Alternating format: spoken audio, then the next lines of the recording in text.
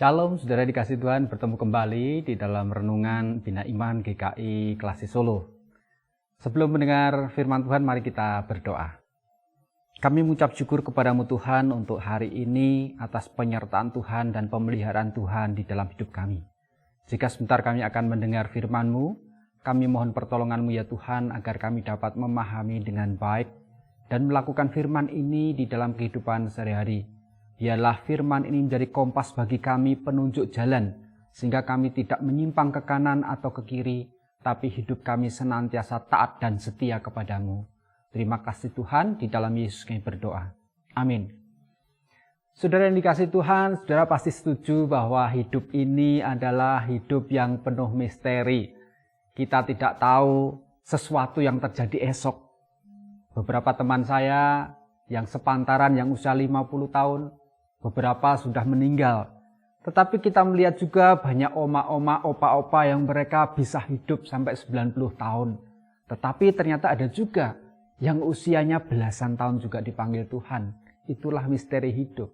Demikian pula dengan jalan hidup seseorang. Ada orang yang begitu jujur dalam kehidupannya, tetapi hidupnya ya seperti itu saja. Tetapi justru orang yang tidak jujur malah mujur kelihatannya. Mereka malah hidup dengan berlimpah harta, mereka dihargai banyak orang. Sementara orang yang hidupnya setia pada firman Tuhan, hidupnya jujur, hidupnya seperti itu saja, dan dia justru malah banyak sekali pencobaan yang dialami. Bukan berarti orang jujur itu tidak bisa kaya, tetap Tuhan akan bisa memberikan berkat karena kejujuran dan kesetiaannya. Tetapi ada orang yang begitu saleh di dalam kehidupannya, tetapi dengan kesalehan kesetiaannya kepada Tuhan, hidupnya penuh dengan pencobaan. Kita melihat di Alkitab, yaitu apa yang dialami oleh Ayub. Kita membaca dari Ayub 1, ayat 1-5 demikian. Ada seorang laki-laki di tanah Uz bernama Ayub. Orang itu saleh dan jujur. Ia takut akan Allah dan menjauhi kejahatan. Ia mendapat 7 anak laki-laki dan 3 anak perempuan. Ia memiliki 7.000 ekor kambing domba, 3.000 ekor unta, 500 pasang lembu, 500 keledai betina, dan budak-budak dalam jumlah yang sangat besar. Sehingga orang itu adalah orang yang terkaya dari semua orang di sebelah timur. Anak-anaknya yang lelaki biasa mengadakan pesta di rumah mereka masing-masing menurut giliran. Dan ketiga saudara perempuan mereka diundang untuk makan dan minum bersama-sama mereka.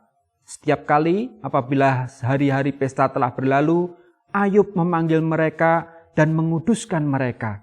Keesokan harinya pagi-pagi bangunlah Ayub lalu mempersembahkan korban bakaran sebanyak jumlah mereka sekalian. Sebab pikirnya mungkin anak-anakku sudah berbuat dosa dan telah mengutuki Allah di dalam hati. Demikianlah dilakukan Ayub senantiasa. Saudara, kehidupan keluarga Ayub jempol. Dia luar biasa. Ayub sendiri memiliki kejujuran, ketulusan, dan dia setia kepada Tuhan.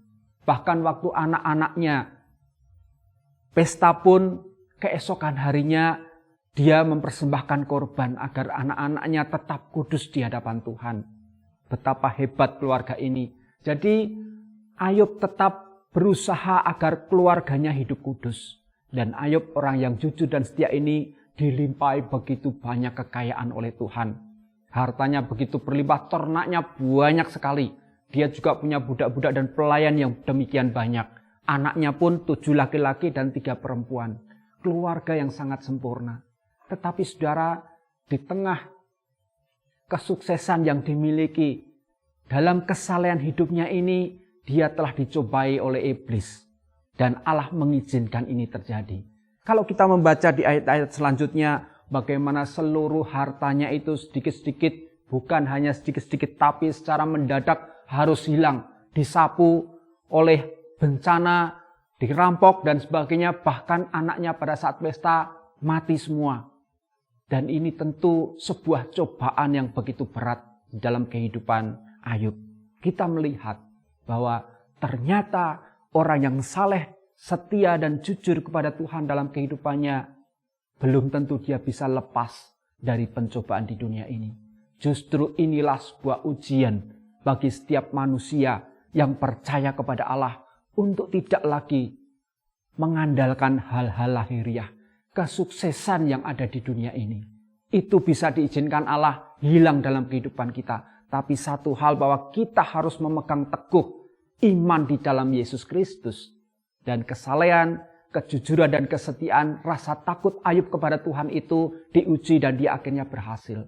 Maka di dalam kehidupan ini, saudara dikasih Tuhan, jangan hanya mengandalkan kekayaan, kesuksesan, hal-hal lahiriah, tetapi melepaskan Allah. Tetapi dalam kehidupan ini tetaplah pegang firman Tuhan. Itu menjadi kekuatan kita. Kalau kita masih diizinkan Tuhan mengalami pencobaan-pencobaan, persoalan-persoalan dalam kehidupan kita, berarti Tuhan sedang menguji kita. Iblis menggunakan untuk mencobai menjatuhkan kita. Tetapi Tuhan menguji kita apakah kita lolos dalam pergumulan persoalan kita untuk tetap mengandalkan Tuhan. Ayub tetap berpegang pada Tuhan. Dia mengakui keagungan Tuhan sehingga dia dipulihkan. Akankah hidup kita seperti Ayub? Mulai saat ini, mari pada masa prapaskah ini pun hati kita tertuju kepada Kristus yang telah menderita, mati di kayu salib, dan kemudian bangkit kembali.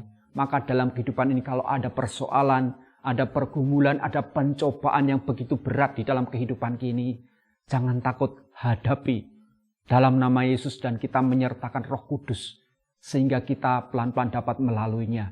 Walaupun tidak segampang apa yang saya katakan, saat menghadapi pencobaan, beban-beban yang berat kita tetap harus melaluinya.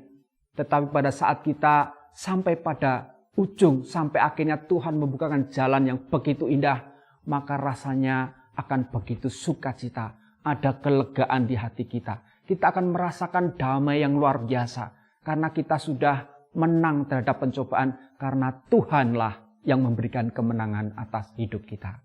Oleh karena itu, pencobaan di dalam kesalehan merupakan sebuah ujian bagi kita. Untuk terus hidup seturut dengan kehendak Tuhan dan merasakan kasih Tuhan di dalam kehidupan kita. Sehingga kita dapat bersaksi betapa baiknya Tuhan. Dan kita bisa membagikan ke orang-orang di sekitar kita bahwa Tuhan itu baik.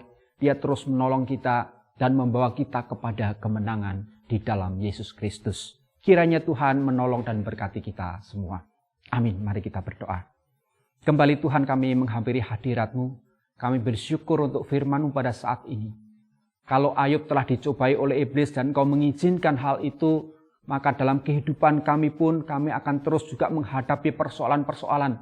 Tapi biarlah kami menganggap hal itu sebagai ujian untuk kami boleh naik tingkat iman kami semakin baik. Iman kami terus bertumbuh di dalam Yesus Kristus. Terima kasih ya Tuhan. Dalam setiap pencobaan, persoalan yang kami hadapi, biarlah kami datang kepadamu, mohon pertolongan Tuhan. Sehingga kami mengandalkan Tuhan, bukan mengandalkan pikiran dan perasaan kami, tetapi Tuhan sendiri yang akan terus mengatur dan menuntun hidup kami. Hingga kami peroleh kelepasan dan kami merasakan damai sejahtera, karena Tuhan terus menolong kehidupan kami. Terima kasih ya Tuhan, di dalam Yesus kami berdoa. Amin.